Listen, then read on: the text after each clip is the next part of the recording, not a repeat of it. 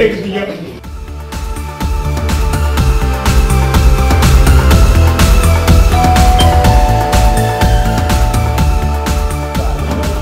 जनसंघ के समय से भारतीय जनता पार्टी में चला आ रहा है। अभी कुछ दिन पूर्व जो भी घटनाक्रम हुआ, मुझे 6 साल के लिए पार्टी से निष्कासित कर दिया गया और जो हमें कारण बताओ नोटिस जारी किया गया, उसमें कि आपने क्षेत्रीय प्रत्याशी की मैं मांग कर रहा था, माननीय प्रधानमंत्री जी की, माननीय नड्डा जी की विचारधारा को की भारतीय जनता पार्टी में परिवारवाद, भाई भतीजावाद, भ्रष्टाचार ये नहीं चलेगा। उस आवाज को भी हमने आगे बढ़ाने का काम किया और मुझे माननीय सिंधिया जी, माननीय गोविंद राजपूत जी के कहने पर पार्टी से 6 साल के लिए निष्कासित कर दिया गया। हमने जिस भाजपा में 30 साल दिए, अगर किसी वरिष्ठ भाजपा के द्वारा कोई शिकायत पर मुझे पार्टी से निकाल दिया होता, मैं चरण वंदन करता, उनका स्वागत करता कि वो भी हमारे भाई, हमसे वरिष्ठ थे और मुझसे कुछ गलती हुई तो हमें उसकी सजा मिली। लेकिन 3 दिन से जो कांग्रेस से दोगले लोग आए, उनके कहने पर पार्टी ने पार कर दिया।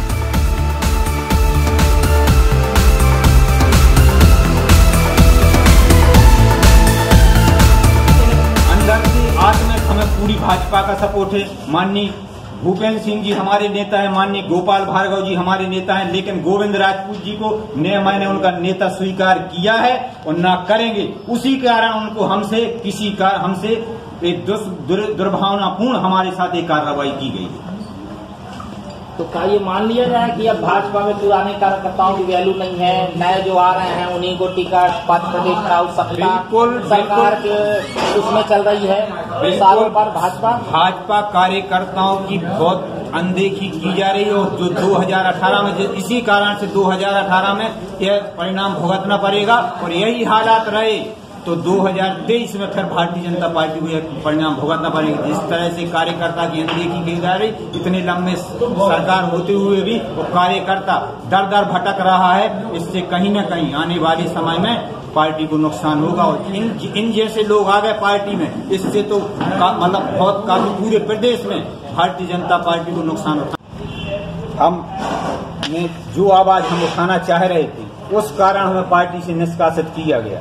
सुर्की विधानसभा क्षेत्र में भारतीय जनता पार्टी के पुराने कार्यकर्ताओं पर इतना अत्याचार हो रहा है कि राहतगढ़ में कुछ दिन पूर्व एक व्यक्ति को बेल ने मारा और मंत्री जी ने, जिससे पुराने कार्यकर्ताओं से द्वेष रखते थे, 2 पूर्व मंडल अध्यक्षों के लड़कों पर, एक वरिष्ठ भाजपा कार्यकर्ता पर 307 का प्रकरण दर्ज करवा दिया। सुर्की विधानसभा क्षेत्र में भ्रष्टाचार चरम सीमा पर चल रहा है।